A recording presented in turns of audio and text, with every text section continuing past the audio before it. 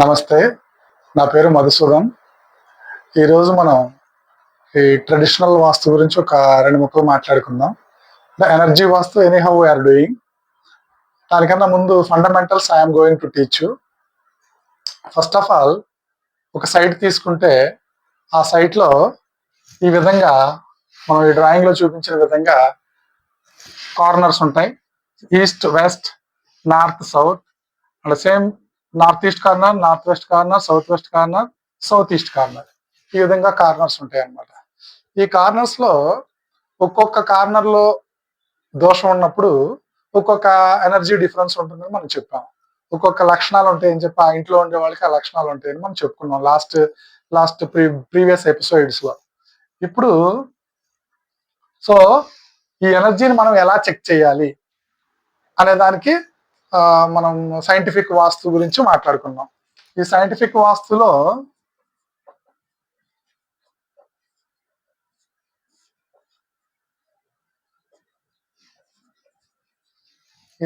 వాస్తులో మనం ఏం చేసామంటే 2 కాపర్ రాడ్స్ తీసుకొని ఇక్కడ ఎనర్జీ ఎంత ఉందని చెక్ చేసుకుంటూ వచ్చాం. ఈ కార్నర్ లో ఎంత ఉంది, ఈ కార్నర్ లో ఎంత ఉంది, ఈ కార్నర్ ఎంత ఉంది, ఈ కార్నర్ ఎంత ఉంది.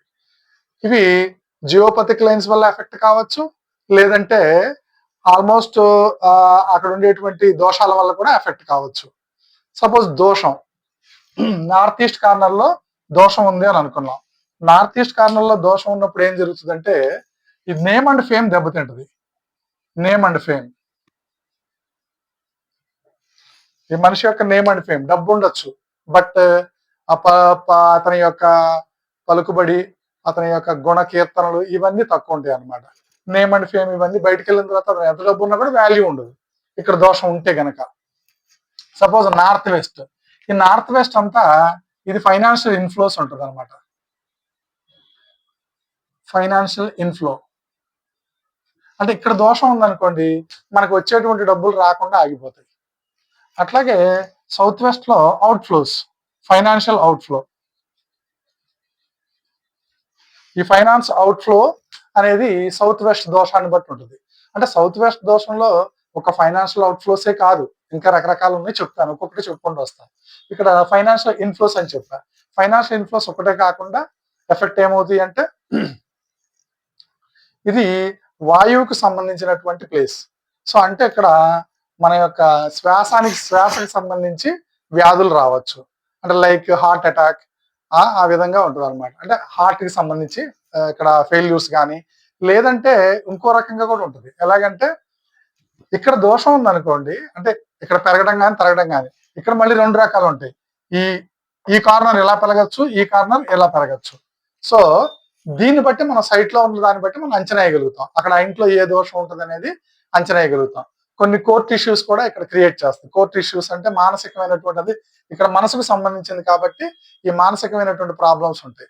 లేదా ఆ ఇంట్లో లవ్ మ్యారేజెస్ కూడా ఉండొచ్చు, అంటే అది కూడా మనసుకు రిలేటెడ్ గానే ఉంటుంది కాబట్టి. సో ఈ నార్త్ వెస్ట్ కార్నర్ అనేది అంత డేంజరస్ అన్నమాట. సో నెక్స్ట్ వస్తే సౌత్ వెస్ట్ కార్నర్. ఈ సౌత్ వెస్ట్ కార్నర్ లో ఇది మాస్టర్ స్కిల్స్ ని ఎఫెక్ట్ చేస్తుంది. మాస్టర్ స్కిల్స్ ని బాగా ఎఫెక్ట్ చేస్తుంది అనమాట. ఎలాగంటే ఎంతో నైపుణ్యం కలిగినటువంటి మాస్టర్ ఉంటాడు, అంటే ఆ ఇంట్లో యజమాని బాగా నైపుణ్యాలు కలిగి ఉంటాడు. అతని యొక్క ఫీల్డ్ లో ఎంత నైపుణ్యాలు కలిగి ఉన్నా కూడా అతను ఆటోమేటిక్ ఏమవుతుందంటే ఇక్కడ దోషం ఉంటే, నార్త్ వెస్ట్ కార్నర్ లో దోషం ఉంటే శుభ్రంగా తినేసి ఇంట్లో పడుకుంటాడు అనమాట. అంటే పని ఎంత స్కిల్స్ ఉన్నా ఏం ఉపయోగం లేదు. ఆ స్కిల్స్ ఎగ్జిబిట్ చేయలేడు, డబ్బు సంపాదించలేడు, అదే విధంగా అవమానాల పాలు కూడా అవుతూ ఉంటాడు. మళ్ళా ఇంకోటి ఏంటంటే ఇది బాగా విపరీతంగా ఈ సౌత్ వెస్ట్ కార్నర్ విపరీతంగా పెరిగిపోయి, లేకపోతే విపరీతమైన దోషం ఉంటే కనుక ఆ ఇంట్లో మొదటి సంతానం కొంచెం యాక్సిడెంట్లకు గురయ్యే ప్రమాదం ఉంది, లేకపోతే ఇంటి యజమాని యాక్సిడెంట్లకు గురయ్యే ప్రమాదం ఉంది. అలాగే అంటే మగవాళ్ళకి సంబంధించినటువంటి ప్లేస్ ఇది. ఇక్కడ దోషాలు ఉన్నాయంటే ఖచ్చితంగా మగవాళ్ళు ఎఫెక్ట్ అవుతారు. ఇకపోతే ఇది ఫిమేల్ ప్లేస్, ఇది లేడీస్ ప్లేస్. ఇక్కడ సౌత్ ఈస్ట్ కార్నర్ లో, అంటే ఆగ్నేయం అంటారు దీన్ని. ఈ ఆగ్నేయంలో దోషాలు ఉన్నట్టయితే ఏం జరుగుతుందంటే మనకి ఫైనాన్షియల్ అవుట్ఫ్లోస్ ఎక్కువ ఉంటాయి, అంటే అధిక ఖర్చులు అంటాం దాన్ని. అధిక ఖర్చులు ఎక్కువ ఉంటాయి. అలాగే ఇంట్లో రెండో సంతానం ఎఫెక్ట్ అవుతుంది.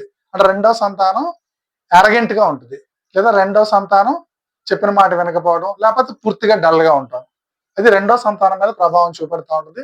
సపోజ్ ఆడపిల్లలైతే ఇంకా ఎఫెక్టివ్ అనమాట, అంటే ఇంకా ఎక్కువ ఎఫెక్ట్ ఉంటుంది. ఎందుకంటే లేడీస్ స్థానం కదా, ఈ లేడీస్ స్థానం కాబట్టి ఇంకా ఎక్కువ ఎఫెక్ట్ జరుగుతూ ఉంటుంది. సో ఇక్కడ దోషాలు ఉన్నప్పుడు ఆ ఇంట్లో అవన్నీ ప్రివేల్ అవుతా ఉంటాయి అన్నమాట. ఇవన్నీ మనం ఎనర్జీని చెక్ చేసుకోవడం ద్వారా మనం ఫైండ్ అవుట్ చేయొచ్చు. ఇల్లు ఎంత పర్ఫెక్ట్, మనం అపార్ట్మెంట్ లో ఒక ఫ్లాట్ తీసుకున్నాం. ఫ్లాట్ తీసుకున్నప్పుడు ఏం జరుగుతుంది, 100% అది వాస్తుకు ఉందని చెప్పి మనం నమ్ముతాం. 100% వాస్తుకు ఉన్నా కూడా we have to check the energy. Energy levels ఉండకపోవచ్చు. మనం ఏంటి మంచి ఫ్లాట్ తీసుకున్నాం, 100% వాస్తు ఎఫెక్టివ్ గా ఉన్నటువంటి ఫ్లాట్ తీసుకున్నాం, అయినా కూడా మనకి ఎలాంటి డెవలప్మెంట్స్ లేవేంటి, ఇంట్లోకి వచ్చిన తర్వాత మనం ఇంకా బాధపడుతున్నాం ఏంటి అనేటువంటిది ఒక్కసారి మనం పునః పరిశీలించుకున్నట్టయితే ఖచ్చితంగా ఆ ఇంట్లో ఈ ఎనర్జీ లెవెల్స్ డౌన్ అయి ఉంటాయి. ఈ ఎనర్జీ లెవెల్స్ ఎందుకు డౌన్ ఉంటాయి అంటే, కన్స్ట్రక్షన్ చేసేటప్పుడు 90 డిగ్రీస్ ఇక్కడ మెయింటైన్ చేయాలనుకున్నాం. సపోజ్ ఇక్కడ 90 డిగ్రీస్ మెయింటైన్ చేయాలి. ఇక్కడ 90 డిగ్రీస్ మెయింటైన్ చేయకుండా ఈ మన టాపీ మేస్త్రి వీళ్ళు ఏం చేస్తారంటే ఒక 1 డిగ్రీ 2 డిగ్రీ అటు ఇటుగా ప్లాస్టింగ్లు చేసేస్తారు, పెయింట్ వేసేస్తారు. సో దానివల్ల ఇక్కడ ఒక కాలమ్ ఆఫ్ ఎనర్జీ కింద నుంచి బాటం నుంచి అంటే ఫ్లోర్ లెవెల్ నుంచి స్లాబ్ లెవెల్ వరకు కూడా ఒక కాలమ్ ఆఫ్ అన్ఈవెన్ ఎనర్జీ, ఒక ఫోర్స్ అనేది క్రియేట్ అవుతుంది. సో ఆ ఫోర్స్ ఏమవుతుందంటే మన బాడీలో ఉండేటువంటి ఎనర్జీని లాక్కుంటా ఉంటుంది. ఎలా ఎనర్జీని లాక్కుంటా ఉంటుంది అక్కడికంటే ఇక్కడ ఎనర్జీ ట్రాన్స్ఫర్మేషన్ థియరీ ఒకటి చెప్పాలి.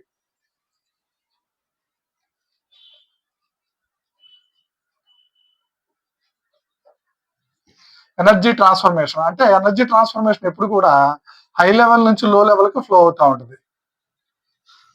హై లెవెల్ నుంచి లో లెవెల్ కి suppose we are the highest energy source అనుకుందాం. మన దగ్గర నుంచి ఏమవుతుంది, సపోజ్ ఒక కార్నర్ లో ఎనర్జీ తక్కువ ఉంది, మనం ఆ కార్నర్ పక్క నుంచి వెళ్తున్నప్పుడు ఏం చేస్తుంది అంటే మన బాడీలో నుంచి ఆ ఎనర్జీ అక్కడికి ట్రాన్స్ఫర్మేషన్ జరుగుతుంది.